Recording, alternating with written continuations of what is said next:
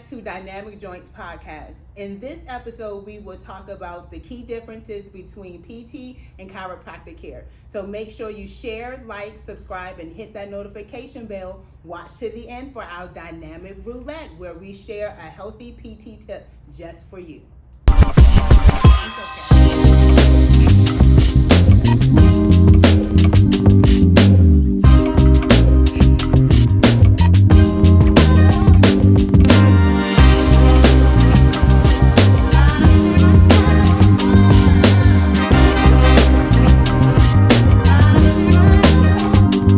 Welcome back to another episode of Dynamic Joints Podcast. It is yours truly, your one and only, the world-renowned physical therapist, because you love me so very much, and you know that I know what I'm talking about, that you are just happy to just hear my voice, and I appreciate you, right, listeners. And then this is just my sidekick. You go ahead and tell our listeners how cool you are, but don't say world renowned because I took that title. Okay.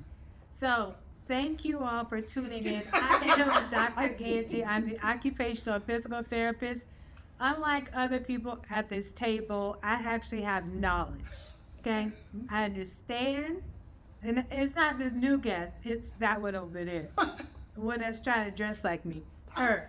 She doesn't have as much knowledge, but it's okay. We'll talk about another day. And I know you're wondering who we have in the middle.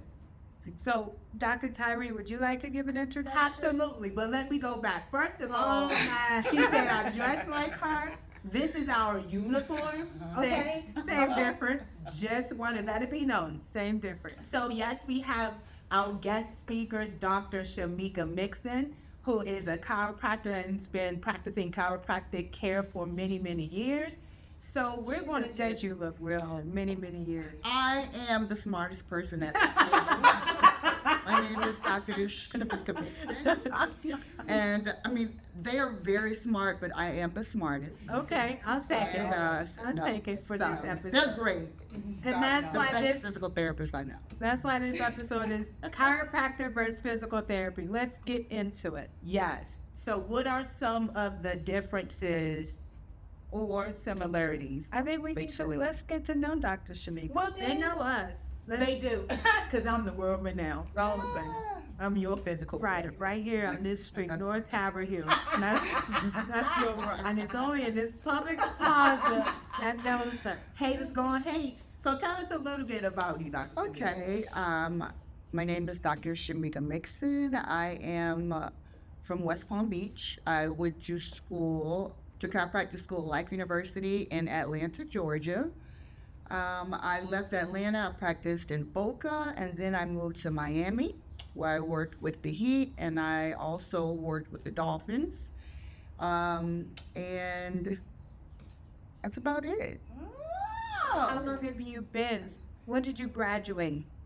See, now you're trying to put her out there, right? Wow. I just want people to know that you just didn't graduate yesterday. No. Actually, I graduated chiropractic school in 2003. Yes, I am that old. I know I don't look it. No, not at all. Not at all. People stop trying to do the math. Yeah. Right. I wish I had an opportunity to work with the Heat or the Miami Dolphins or any other sports team. Hit, wink, wink. Now let's dive into our topics of discussion. Yes.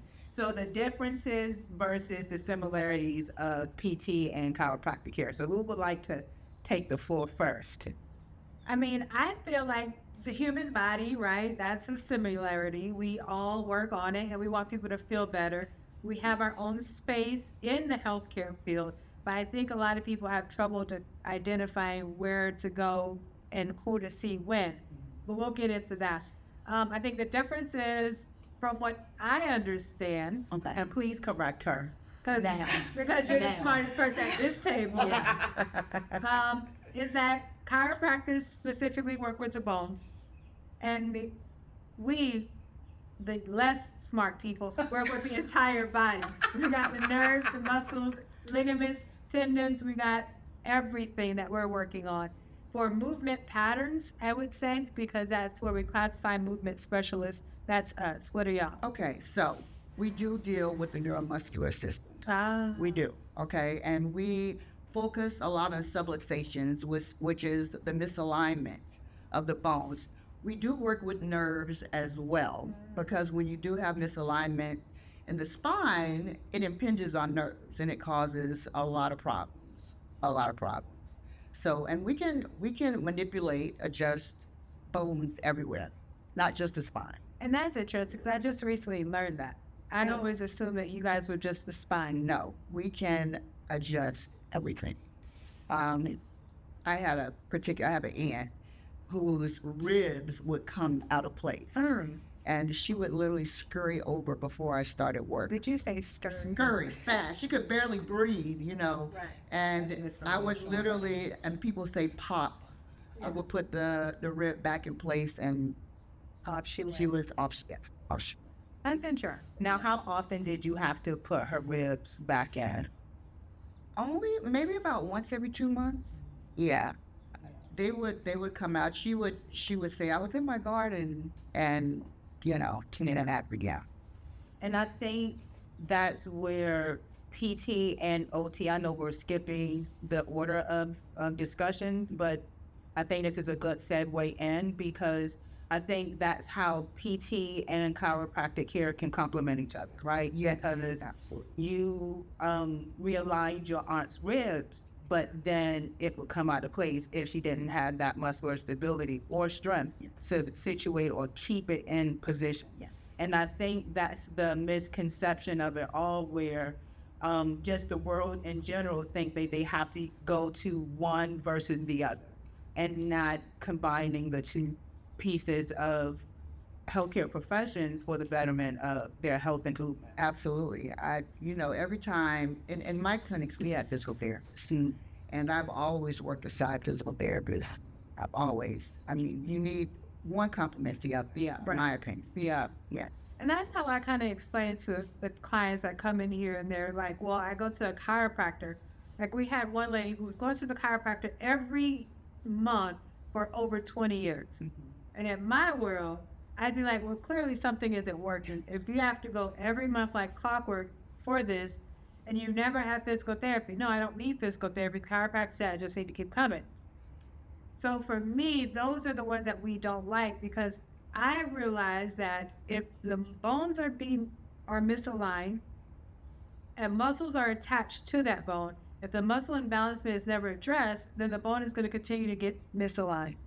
And so that's why I appreciate people like you that want to work with us, because we know that we all have our own place, but we have to work together so that the patient, the client, actually gets some type of relief, and it's not a revolving door. Yes, we have to work together. Absolutely. Absolutely. And I guess that kind of goes into, when do they see a chiropractor versus when do they see a physical therapist? Yes. So for me, I always tell them, like, there's alignment issues, you might be shifted or whatnot, go see them and then come to me. Yeah. Because what I want to do is I want to keep your work by having the muscles do what they're supposed to do, versus we do all this stuff, we rearrange things, and then their body goes back into a guard mode, and now it's pulling those bones back out of place. Or misaligning them, rather. Now that I know that's good for you. Y'all don't just pop stuff. Not just and there's also, I had a lot of patients that suffered with migraines. So we treated people with migraines all the time. We specifically adjusted the first two bones, which is the atlas and the axis. And those two bones, when they're misaligned, they cause migraines. It causes other problems, Bell's palsy, a lot of other things. Yeah. Right. Well, And I think the reason why the world goes to chiropractors first before coming to a physical therapist is because you guys are doing the work. The patient, for the clients, really don't have to do anything, and they're not held accountable to do their exercises or anything of that nature if they're just getting adjusted. So to do work. no one. So just, it's the easy route out, right? Right. It's the easy way out. So you go get adjusted and then you're going about your merry way, but not understanding, okay, you may feel good for a brief moment of time, but then that pain that malalignment, whatever the case may be, is going to return. And then it's like that revolving door, like Dr. Angie was talking about her patient. So what is actually the philosophy of chiropractic care, and why are patients or clients being seen, like some of them 4 or 5 days out the week? And is that a good thing? So it depends. Everybody's different. I've had patients to come and they will get adjusted, and I would not see them for 2 months. And those particular patients will not hold their adjustment.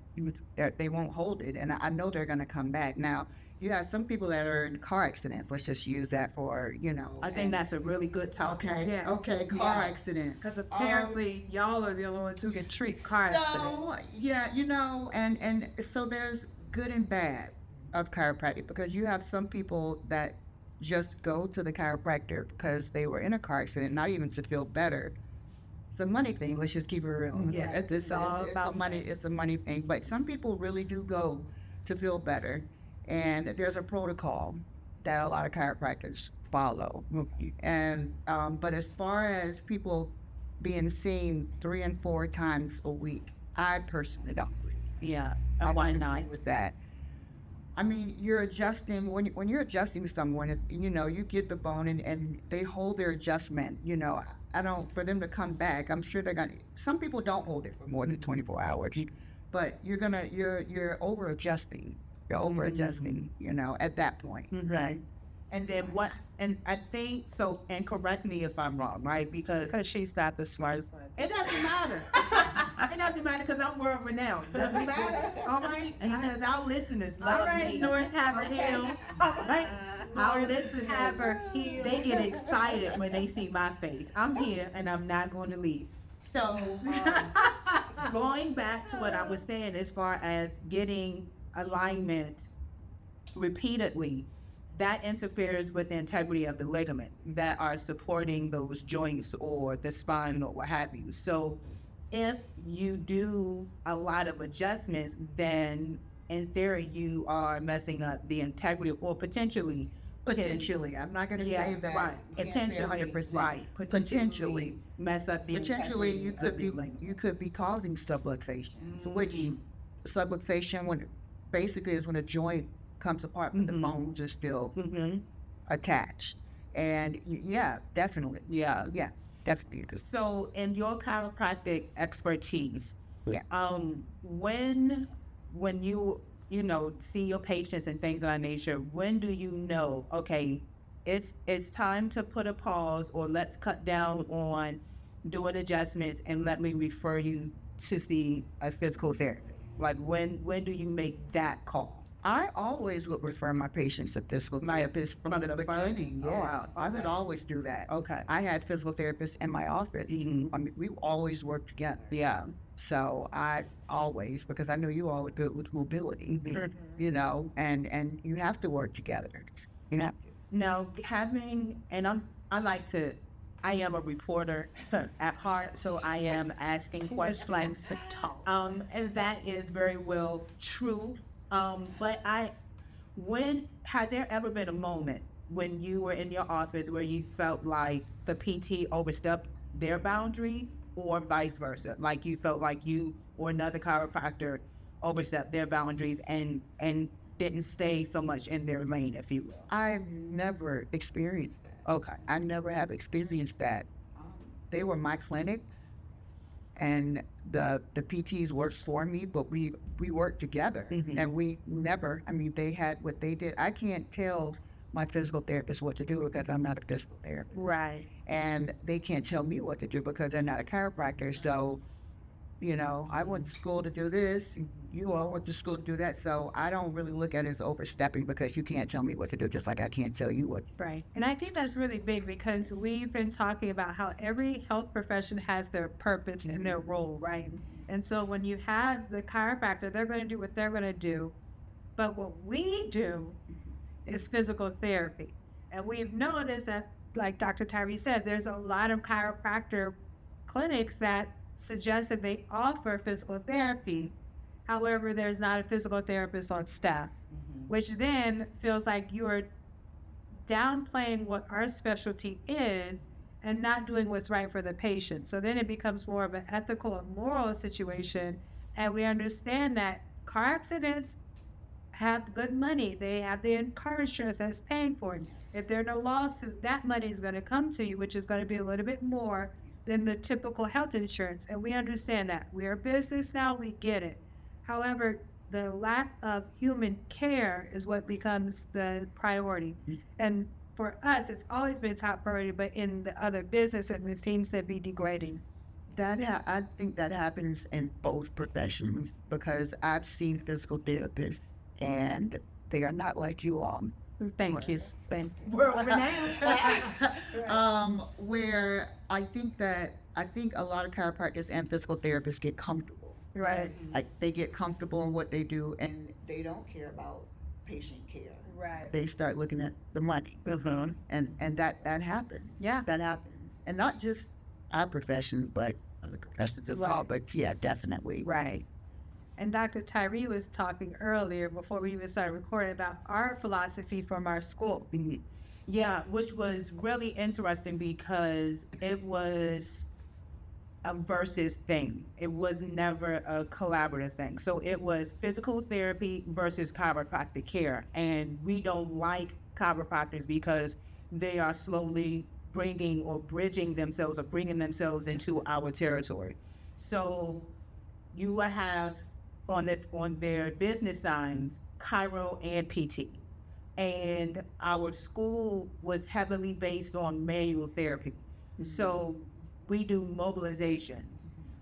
We couldn't say manipulation because that's not right. That's not scope of chiropractor, right. And so it was like, well, we can do the same thing. We can be trained on how to do a high velocity thrust, but we can't say it's a manipulation. And I think that was a tug of war when we were having our schooling because we felt boxed that we couldn't go and have these additional trainings and additional specialties because you guys have it and it's locked in.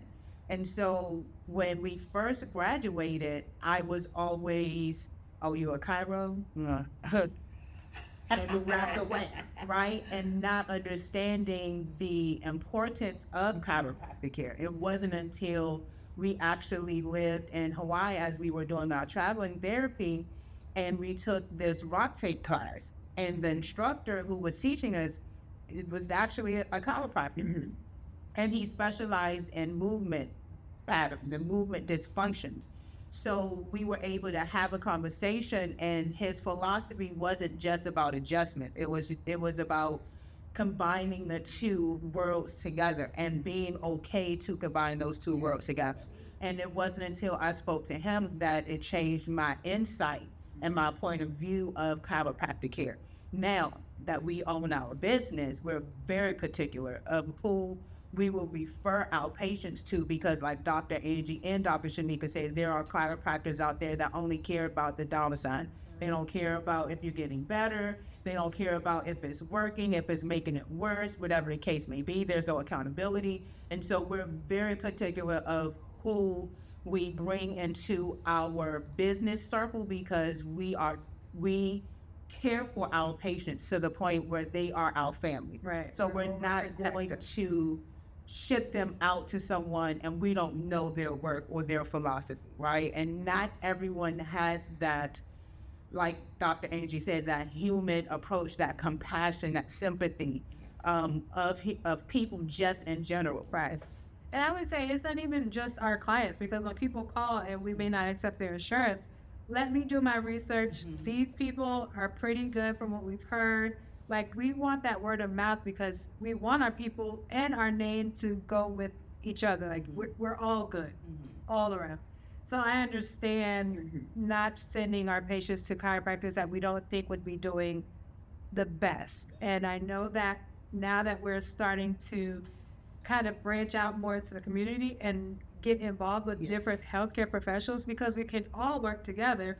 And I know my job very well. I'm not adjusting anybody. Not at all. I know from personal experience. Right. They know their job and they do well. Thank you. Well, thank you. So I think we covered all of our topics. I think now it's time for our dynamic roulette. Again, thank you, Dr. Shamika, Yes, for thank you. coming on our podcast and For embracing Dr. Tyre and Dr. Angie. with your presence. I really, really appreciate this. This is not going to be your last time on our podcast, by the way. Surprise! Okay, so this, what we do And we're now, gonna get smarter. We're gonna read one more book. We're gonna be just right there. right next to Right her. there. Right. Gonna be neck and neck. You hear what this smartness? We're gonna be right here. Neck and neck. Neck and neck. But this is the section of our podcast where we pick a question or pick a card or a piece of paper and we read out what's on. Right. So it's random. It's random. I don't remember. Healthcare. Oh. Yeah, you just grab one and we'll go for it. I don't remember what is what. No. Okay, so No. it's just one moment. Don't be like that. Avoiding falls at home. So what are some techniques? So I will say this, right? One of the things that we do here in our clinic is we want to see if people are able to stand up and sit down without using their hands. So if they're able to stand up and sit down without using hands, it lowers their fall risk at home. So the more that you can do within 30 seconds, the better. I would also encourage, as an occupational therapist, remove all of your throw rugs. People tend to trip over the corners and cause a fall. Once you have one fall, you're going to be afraid of fall, so you're going to fall even more. So making sure your environment is nice and clipped. You got anything? No, just to piggyback off, just declutter your home, just making sure your walking pathways are clear. If you have pets, especially dogs, love them, but they get super excited when they want to be up underneath you as you're walking. They may want to follow you around. And so just being mindful of where you're stepping, if you have kids and little trinkets of toys and things of that nature, just be mindful of where your body is in your space, because that too can help you decrease fall risk. Right. Cut on your lights. A lot of people like to walk in the dark. I'm one of them. I ran into a couple of walls. It's okay. I bounce back. My balance is pretty good. But cut on your lights. That'll protect you for sure. Or another thing is, if they don't want to cut on their lights, you have night lights. Use that, right? Every time you get up and move, that sensor is just going to turn on some form of light, and you can just see versus you having to click on the whole thing. Because I'm gonna tell you one thing: once I see light, my body is like, "What we doing?" And my brain like, "No, go to bed." So those are some real good tips. You have Those are because I trip over everything. okay. So we'll work on that. Yeah. Thank you. So thank you for tuning in to another episode. We hope that you enjoyed. Make sure you share, like, subscribe, and hit that notification bell to be aware of more episodes to follow. Take care. Bye. Taking us out.